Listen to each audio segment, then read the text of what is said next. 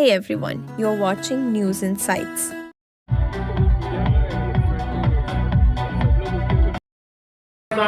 ಅಧ್ಯಕ್ಷನಾಗಿದ್ದೀನಿ. ನಮ್ಮ ಸೊಸೈಟಿ ಬಗ್ಗೆ ಮತ್ತೆ ನನ್ನ ಬಗ್ಗೆ ಯಾವ ನ್ಯೂಸ್ಗಳಲ್ಲಿ ಇದು ಜಮೀನು ಒತ್ತುವರಿ ಮಾಡ್ಕೊಂಡಿದ್ದಾರೆ ಮತ್ತೆ ಇಲ್ಲ ಅಕ್ರಮ ಆಗಿದೆ ಅಂತೇಳಿ 800 ಕೋಟಿ ಹಗರಣ ಅಂತ ನ್ಯೂಸ್ ಬರ್ತಾ ಇದೆ. ಯಾವುದರಲ್ಲಿ ಸರ್? ನ್ಯೂಸ್ ಫಸ್ಟಲ್ಲಿ ಬರ್ತಾ ಇದೆ. ಹಾಗಾಗಿ ಅದ್ರ ಬಗ್ಗೆ ನಾನು ತಮಗೆ ಮತ್ತು ಸಾರ್ವಜನಿಕರಿಗೆ ಒಂದು ಕ್ಲಾರಿಟಿ ಕೊಡೋಣ ಅಂತ ಹೇಳ್ಬಿಟ್ಟು ತಮ್ಮ ಮುಂದೆ ಬಂದಿದ್ದೀನಿ. ಏನಾಯ್ತು, ನಾನು ಕನಕ ಗೃಹ ನಿರ್ಮಾಣ ಸಹಕಾರ ಸಂಘಕ್ಕೆ ಅಧ್ಯಕ್ಷನಾಗಿದ್ದು 2020ರಲ್ಲಿ. ನಾನು ಮತ್ತೆ 2000 ಅವರು ಆರೋಪ ಮಾಡ್ತಾ ಇರೋದು 2013ರಲ್ಲಿ ಇವರು ಯಾರು ರಾಜಕೀಯ ವ್ಯಕ್ತಿಗಳ ಜೊತೆ ಸಹಕರಿಸಿಕೊಂಡು ಅವ್ರನ್ನ ಇದು ಮಾಡ್ಕೊಂಡಿದ್ದಾರೆ, ಲೇಔಟ್ನ ಒತ್ತುವರಿ ಮಾಡ್ಕೊಂಡಿದ್ದಾರೆ, ಒಂದು 7-8 ಎಕರೆ ಅಂತಾನೆ ಹೇಳ್ತಾ ಇರ್ತಾರೆ. ಇದಕ್ಕೂ ನಮಗೂ ಏನು ಸಂಬಂಧ ಇಲ್ಲ. ನಮ್ಮದು ಬಡಾವಣೆ 2014ರಲ್ಲಿ ಇದು ಬಿಡಿಯಿಂದ ಜಂಟಿ ಅಭಿವೃದ್ಧಿ ಅಂದ್ಬಿಟ್ಟು 70-30 ಸ್ಕೀಮಲ್ಲಿ ಮಾರ್ಪಡಿತ ಕಾರ್ಯಾದೇಶ ಮಾಡಿ ನಮ್ಗೆ ಆದೇಶ ಕೊಟ್ಟಿರ್ತಾರೆ. ಅದರಂತಾನೆ ನಾವು ಆ ಬಡಾವಣೆ ರಚಿಸಿರ್ತೀವಿ. ಈ ಬಡಾವಣೆ ಆಕ್ಚುಲಿ ಏನಂದ್ರೆ ಅದು 94ರಿಂದ ಅಕ್ವೈರ್ ಆಗಿದೆ, ಬಿಡಿಗೆ ಅಕ್ವೈರ್ ಆಗಿ ಅದು 95ರಲ್ಲಿ ಅವ್ರಿಗೆ ಸ್ವಾಧೀನ ತಗೊಂಡು 99ರಲ್ಲಿ ನಮಗೆ ಕಾರ್ಯಾದೇಶ ಕೊಟ್ಟಿರ್ತಾರೆ.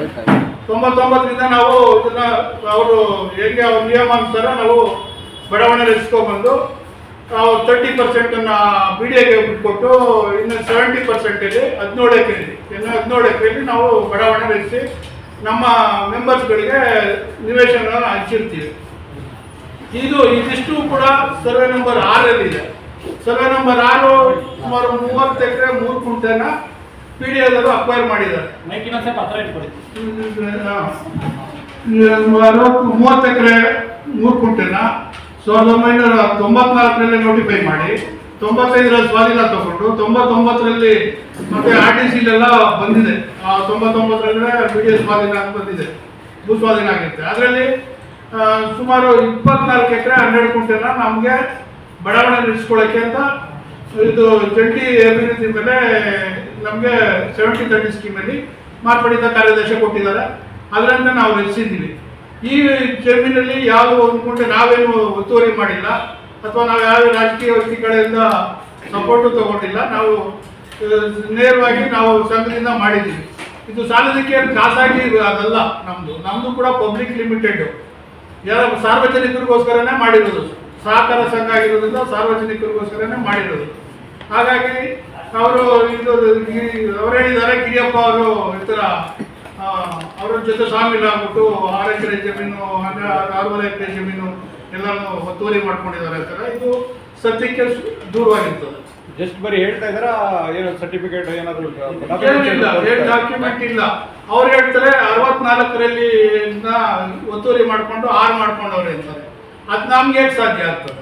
ಅಲ್ಲ ಸರ್, ಈಗ ನಿಮ್ಮ ಟೈಮಲ್ಲಿ ಇಲ್ಲ, ಇದೆಲ್ಲ ಇದು ಕ್ರಮಬದ್ಧವಾಗಿ ನಿಯಮಾನುಸಾರವಾಗಿ ಮಾಡಿದ್ವಿ ನಾವು. ಅದು ಕ್ಲಾರಿಟಿ ಕೊಡೋಕ್ಕೋಸ್ಕರ ಅವರು ಕೂಡ ಹೇಳ್ತಾರೆ, ಗಿರಿಯಪ್ಪ ಇವರು 6ನೇ ನಂಬರ್ನ ತಿದ್ದುಬಿಟ್ಟು ಮಾಡ್ಕೊಂಡ್ಬಿಟ್ಟಿದ್ದಾರೆ ಅಂತ ಹೇಳ್ತಾ ಇದ್ದಾರೆ. ನಾವು ಇವಾಗ 2020 ಬಂದು 6ನೇ ನಂಬರ್ ತಿದ್ದಕ್ಕೆ ಸಾಧ್ಯ ಇದೆಯಾ? ಮತ್ತೆ ಬೇರೆ ನಮ್ಮ ಲೇಔಟಲ್ಲಿ ಕೂಡ ನಾವು ರೆವಿನ್ಯೂ ರೆಕಾರ್ಡ್ಸನ್ನ ನಾವು ತಿದ್ದಕ್ಕೆ ಸಾಧ್ಯನಾ? ತಿದ್ದಿ ಮಾಡ್ಕೊಂಡಿದ್ದಾರೆ ಅಂದ್ಬಿಟ್ಟು ಸುಳ್ಳು ಆರೋಪ ಮಾಡ್ತಾ ಇದ್ದಾರೆ. ಅದನ್ನ ಕೆಲವರು ಪರ್ಸನಲ್ ಇಂಟ್ರೆಸ್ಟಿಂದ ಅದನ್ನು ಭೂ ಕಬಳಿಕೆ ಮಾಡೋ ಪ್ರಯತ್ನ ಮಾಡ್ತಾರೆ. ಅದಕ್ಕೆ ನಾವು ಅವಕಾಶ ಕೊಡಲ್ಲ.